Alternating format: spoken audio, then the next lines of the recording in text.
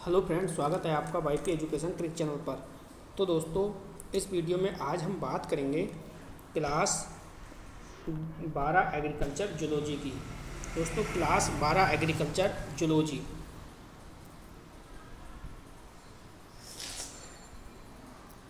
तो जूलॉजी के अंदर जो आपका दूसरा चैप्टर है जीव द्रव यानी प्रोटोप्लाज्म। तो इस वीडियो में हम जीव द्रव यानी प्रोटोप्लाज्म की चर्चा करेंगे।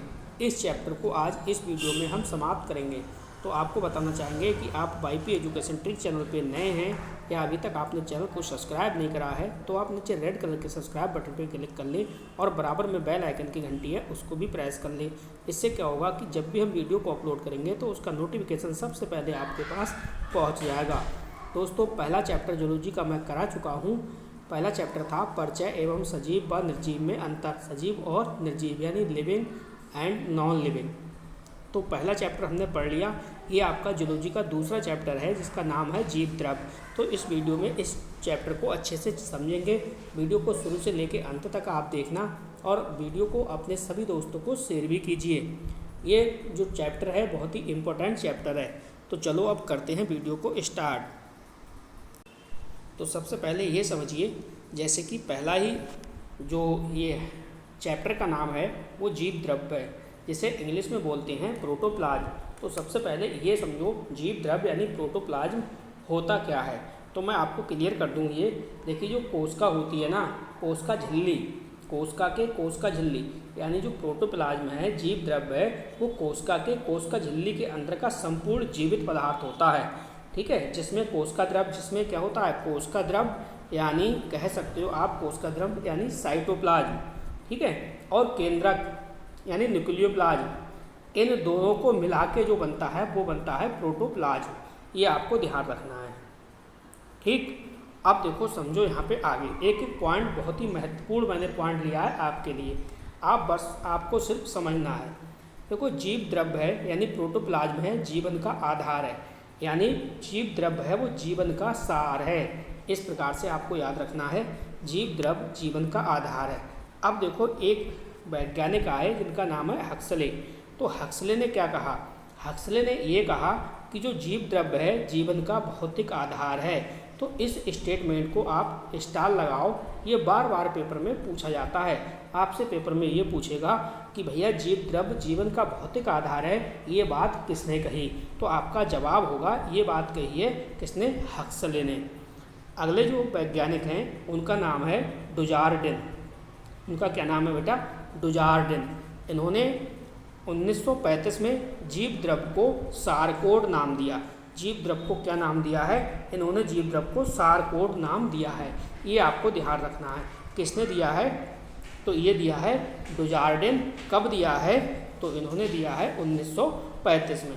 1935 में ये बात आपको ध्यान रखनी है। आगे चलते हैं। अगला जो वैज्ञानिक है वो है पुरकंजे। क्या है? पुरकंजे। ये भी बहुत ही फेमस है, यहाँ से भी बार बार क्वेश्चन पेपर में बनता है।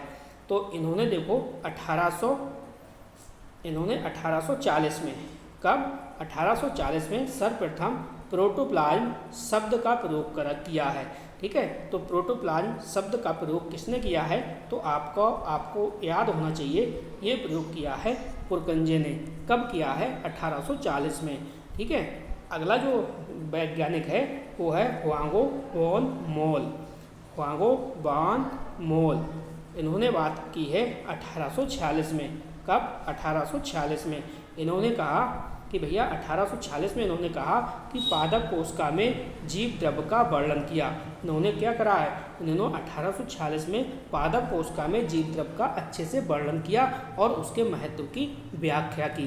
तो ये जो वैज्ञानिक हैं ऊपर, इनको अच्छे से आपको पढ़ना होगा। एक बार जल्दी से मैं आपको रिवाइज करा दे रहा हूँ। ठीक है, ये मेन फैक्ट हैं, यहाँ से क्वेश्चन हर बार पेपर में बनता है। तो समझो, देखो थोड़ा सा स्वास्थ्य सही नहीं है, जुकाम हो रखी है बहुत तेज़, फिर भी मैं आपकी क्लास ले रहा हूँ। यहाँ पे देखो, जीव द्रव जो है वो जीवन का आधार है, ये आपको ध्यान रखना है। हक्सले के अनुसार ध्यान रखना है, जीव द्रव जीवन का भौतिक आधार है। और डुजार्डिन 1935 में जीव द्रव को सारकोड नाम दिया है। जीव द्रव को सारकोड नाम दिया है किसने? डुजार्डिन ने 1935 में। नेक्स्ट है पुरकुंजे 1840 में सर्वप्रथम प्रोटोप्लाज्म शब्द का प्रयोग किया। नेक्स्ट है ह्वांगो बानमोल ने 1846 में पादप कोशिका में जीव द्रव का वर्णन किया और उसके महत्व की व्याख्या की है। अब अपने लोग बढ़ते हैं आगे। अब देखते हैं जीव द्रव के भौतिक गुण। दोस्तों जीव द्रव के भौतिक गुण पे भी आप स्टार लगाओ। यहाँ से 4 नंबर का क्वेश्चन आपके क्लास 12 एग्रीकल्चर के जूलॉजी के पेपर में पूछा जाता है। कितने अंक का बेटा पूछा जाता है? ये 4 अंक का क्वेश्चन यहाँ से बनता है।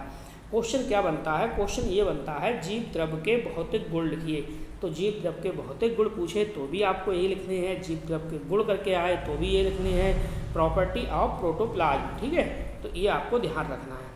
तो भैया जीव द्रव के बारे में क्या लिखना है? आपको लिखना है कि यह एक जेली के समान अर्धतरल चिपचिपा पदार्थ होता है।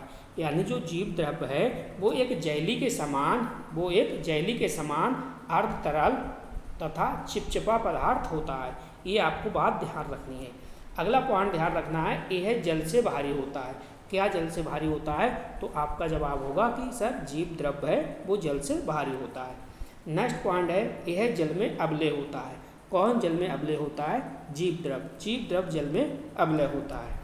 नेक्स्ट पॉइंट है, इसमें उत्तेजनशीलता की क्षमता पाई जाती है। यानी मेरे कहने का मतलब ये है जो जीव द्रव है, जीव द्रव में उत्तेजनशीलता की क्षमता पाई जाती है। अगला पॉइंट है, जीव द्रव में अणु ब्राउनियन गति को प्रदर्शित करते हैं। यानी जीव द्रव में जो मॉलिक्यूल्स होते हैं, अणु होते हैं, वो ब्राउनियन गति को क्या करते हैं? प्रदर्शित करते हैं। नेक्स्ट पॉइंट है, यह कार्बनिक तथा अकार्बनिक पदार्थों से मिलकर बनी होती है। यानी जो जीव द्रव है, जीव द्रव कार्बनिक तथा अकार्बनिक दोनों प्रकार के पदार्थों से मिलकर बना होता है।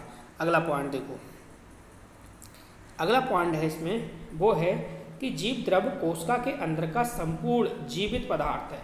इस पॉइंट को नोट करना, इस पे स्टार लगाओ, काफ़ी बेहतरीन पॉइंट है। यानी जीव द्रव जो है वो कोशिका के अंदर का संपूर्ण जीवित पदार्थ है। इस बात को आपको ध्यान रखना है। अच्छा, अगर पेपर में पूछे आपसे कि आप ये बताओ कि भैया नेचर ऑफ प्रोटोप्लाज्म, यानी जीव द्रव की अगर प्रकृति आ जाए तो आप क्या लिखोगे? यानी जीव द्रव की प्रकृति कैसी होती है, इसके बारे में आपको लिखना है। तो भैया जीव द्रव की प्रकृति के बारे में मेन पॉइंट है वो आप समझ लो। तो जीव द्रव की प्रकृति कैसी होती है? देखो, यह रवेदार और दानेदार प्रकृति का होता है। कौन होता है? जीव द्रव। जो जीव द्रव है वो रवेदार और दानेदार प्रकृति का होता है। नेक्स्ट है, इसमें लगभग 80 से 90% पानी होता है जो इसे जीवन के लिए आवश्यक बनाता है। यानी जो जीव द्रव है, जीव द्रव में लगभग 80 से 90% जल होता है जो इसे जीवन के लिए क्या करता है? आवश्यक बनाता है। नेक्स्ट पॉइंट है, यह चिपचिपा होता है, पारदर्शी और लचीला होता है। कौन? जीव द्रव। जीव द्रव चिपचिपा, पारदर्शी और लचीला होता है। नेक्स्ट है, जीव द्रव विद्युत आघात, ऊष्मा, शीत और रसायनों जैसे बाहरी उद्दीपनों के प्रति संवेदनशील होता है। तो ये पॉइंट भी आपको ध्यान रखना है। यानी जो जीव द्रव है वो विद्युत आघात, ऊष्मा, शीत और रसायनों जैसे बाहरी उद्दीपनों के प्रति संवेदनशील रहता है। तो दोस्तों ये तो हो गई आपकी जीव द्रव की प्रकृति, ठीक है, नेचर ऑफ प्रोटोप्लाज्म। आगे बढ़ते हैं इस वीडियो में, देखते हैं अगली हेडिंग क्या है। अब देखो अगली हेडिंग यहाँ ये है, यहाँ से 2 नंबर का क्वेश्चन आपसे पूछेगा। 2 नंबर का क्वेश्चन क्या पूछेगा? आपसे पूछेगा आप ये बताओ जीव द्रव की रासायनिक प्रकृति पर टिप्पणी लिखिए, या जीव द्रव की रासायनिक प्रकृति क्या होती है, जीव द्रव की रासायनिक जो प्रकृति है वो कैसी होती है। तो इसके बारे में थोड़ा सा समझिए। देखो, यह प्रोटीन और न्यूक्लिक अम्ल का मतलब है डीएनए और आरएनए। यानी जो जीव द्रव है, जीव द्रव यह प्रोटीन, न्यूक्लिक अम्ल यानी डीएनए, आरएनए, लिपिड और कार्बोहाइड्रेट जैसे जटिल जैव अणुओं से बना होता है। ठीक है, तो पहला पॉइंट आपको समझ में आ रहा होगा। यानी जो जीव द्रव है, जीव द्रव प्रोटीन, न्यूक्लिक एसिड, लिपिड और कार्बोहाइड्रेट जैसे जटिल जैव अणुओं से बना होता है। सेकंड पॉइंट है, यह कार्बनिक लवण और जल के अणु भी होते हैं। यानी जीव द्रव के अंदर, यानी जीव द्रव में अकार्बनिक लवण और जल के अणु भी होते हैं। ये पॉइंट आपको लिखना है। अगला पॉइंट लिखना है भाई जीव द्रव्य में घुलनशील पदार्थ जैसे लवण, शर्करा और वसा भी होती है। यानी जीव द्रव्य में घुलनशील पदार्थ कौन कौन से होते हैं? देखो, घुलनशील पदार्थ लवण होता है, शर्करा होता है और वसा भी होती है, जो इसे एक क्रिस्टल कोलाइड विलयन बनाते हैं। जो इसे एक क्या करते हैं? क्रिस्टल कोलाइड विलयन बनाते हैं। तो ये हो गई जीव द्रव्य की रासायनिक प्रकृति। एक बात मैं बता दूं, देखिए आप देख रहे हो वाईपी एजुकेशन ट्रिक चैनल। इस चैनल को आज ही सब्सक्राइब कर लो और जितने भी आपके दोस्त हैं सभी को आप इस वीडियो को शेयर कर दीजिए।